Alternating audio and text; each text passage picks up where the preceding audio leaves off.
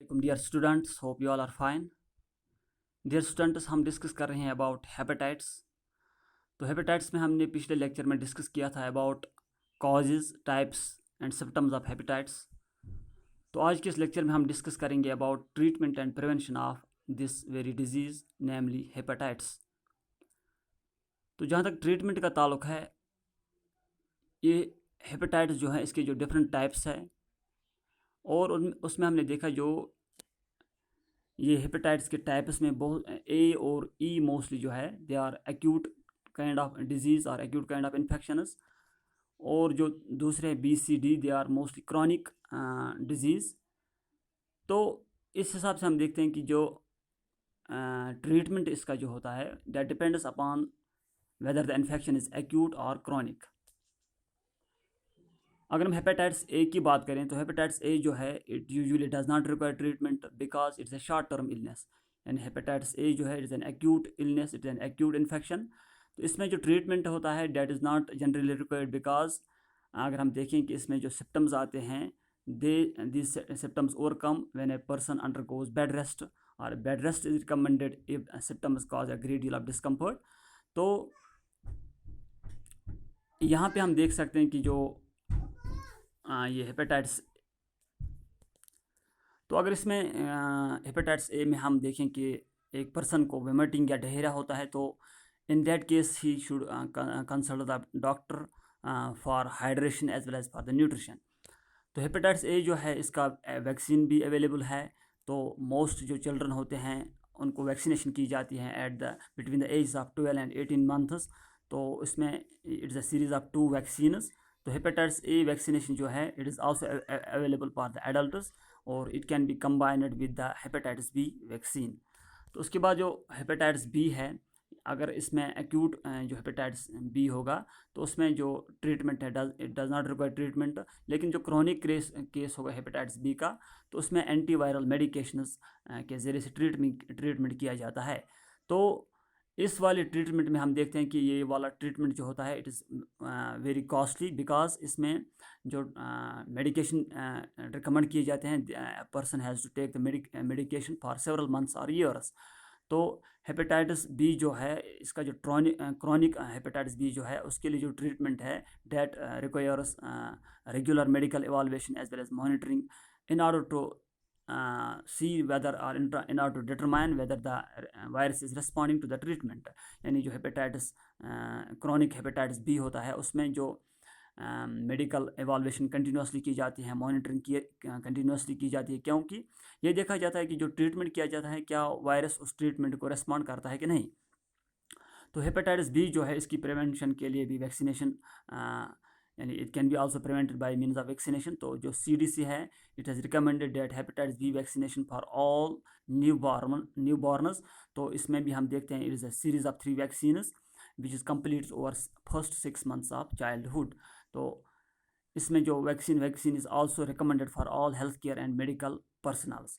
तो हमने यहाँ पे देखा जो हेपेटाइटिस बी है अगर इसका एक्यूट इन्फेक्शन होगा तो उसमें ट्रीटमेंट की ज़रूरत नहीं है, लेकिन अगर क्रॉनिक इन्फेक्शन है तो उसमें एंटीवायरल ड्रग्स लेने पड़ते हैं। तो उसके बाद हेपेटाइटिस सी जो है, हेपेटाइटिस सी जो है इसमें भी हम देखते हैं कि इसमें जो एंटीवायरल ड्रग्स का इस्तेमाल किया जाता है to treat both acute as well as chronic forms of hepatitis C. यानी अगर हेपेटाइटिस सी का एक्यूट इन्फेक्शन हो या क्रॉनिक इन्फेक्शन हो तो उसमें दोनों सूरतों में एंटीवायरल ड्रग्स यानी the drugs which are used to against the virus they are known as antiviral drugs they are taken. तो जिन लोगों को क्रॉनिक हेपेटाइटिस सी होगा they are typically treated with a combination of antiviral drug therapies. They may also need further testing to determine the better form of treatment. तो जो इस hepatitis C में हम देखते हैं अगर people develop cirrhosis of liver, या जिसको हम कहते हैं स्कारिंग ऑफ लिवर, या liver disease as a result of hepatitis C, तो then candidates are recommended for liver transplant. यानी अगर लिवर फेलियर हो जाए या लिवर सिरकोसिस हो जाए तो उस सूरत में हम देखते हैं कि जो लिवर डैमेज होता है, तो उस सूरत में अगर क्रॉनिक हेपेटाइटिस सी की वजह से ये प्रॉब्लम होती है तो उस सूरत में पेशेंट उसको रिकमेंड किया जाता है फॉर लिवर ट्रांसप्लांट। तो अगर हम देखें currently no vaccination is available for hepatitis C. उसके बाद अगर हम हेपेटाइटिस डी की बात करें तो इसमें हेपेटाइटिस डी के लिए no antiviral medications exist for the treatment of hepatitis D at this time, but according to a survey of 2000, according to a study of 2013, a drug called alpha interferon can be used to treat hepatitis D. यानी according to study of 2013 एक drug बनाया गया है, एक drug जिसका नाम है alpha interferon, that is used to treat hepatitis D, but it only shows improvement in about 25 to 30% of people.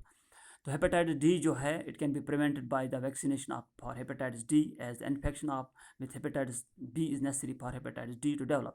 हमने पिछले लेक्चर में पढ़ा था कि जो हेपेटाइटिस डी है उसका जो वायरस हो कॉजेटिव एजेंट है that is hepatitis D virus, तो उसकी मल्टीप्लिकेशन तभी होती है when there is the infection, when there is the presence of hepatitis B infection.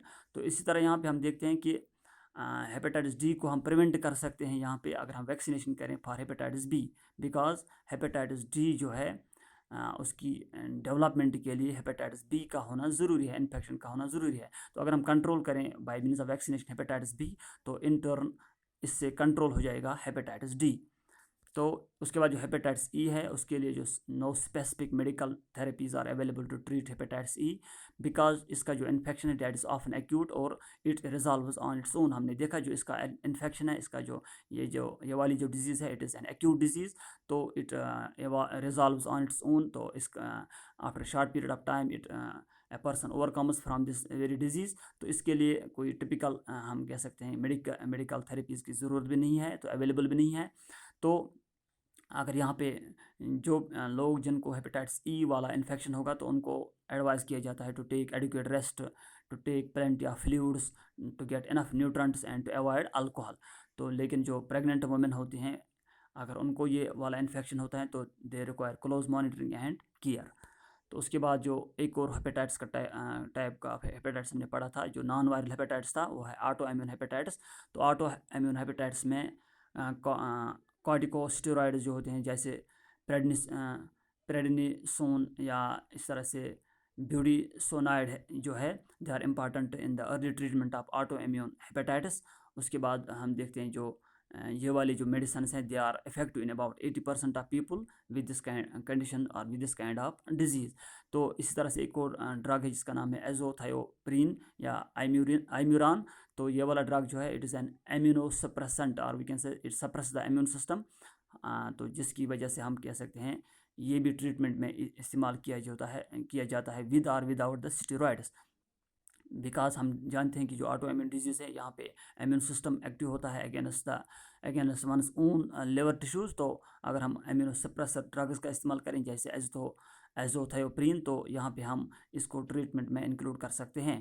तो इस तरह से दूसरे जो इम्यून सप्रेसिंग ड्रग्स होते हैं जैसे माइकोफिनोलेट, इसी तरह से टेक्रोलिमस या इस तरह से साइक्लोस्पोरिन जो है they can be used as alternative to azathioprine for the treatment of this auto immune hepatitis. तो इस तरह से हमने देखा यहाँ पे कि जो ट्रीटमेंट होता है हेपेटाइटिस जो इसके जो डिफरेंट टाइप्स हैं उनका जो ट्रीटमेंट है और उनके लिए कुछ वैक्सीनेशन भी हमने देखे. तो उसके बाद जो है जो बेस्ट मेथड है that is the prevention method. तो हम कैसे प्रिवेंट कर सकते हैं अपने आप को फ्रॉम द हेपेटाइटिस. तो here are some of the tips to prevent from hepatitis. उसमें बेस्ट टिप जो है दैट इज़ हाइजीन. तो अगर हम प्रैक्टिस करते हैं hygiene that is the key way to avoid the contracting hepatitis A and E infection. तो अगर हम ट्रैवल करते हैं, अगर हम जा रहे हैं उस कंट्री में where there is the infection of this very disease तो वहाँ पे हम अवॉइड करें लोकल वाटर, वहाँ पे हम आइस अवॉइड करें, वहाँ पे हम रॉ और अनकुक्ड शेलफिश और ऑयस्टर्स अवॉइड करें, वहाँ पे हम रॉ फ्रूट और वेजिटेबल्स अवॉइड करें. इस तरह से जो अगर हेपेटाइटिस बी सी और डी के कंट्रैक्शन को बचाना है या इससे अपने आप को प्रिवेंट करना है इसकी कंट्रैक्शन थ्रू कंटेमिनेटेड ब्लड जो होती है तो उससे प्रिवेंट होने के लिए उससे प्रिवेंशन के लिए हमें क्या करना है. We should not share drug needles, we should not share razors, we should not use someone else toothbrush. So these are some of the tips for the prevention of this very disease. So that was about the treatment and prevention of hepatitis. Hope you have understood. Thank you.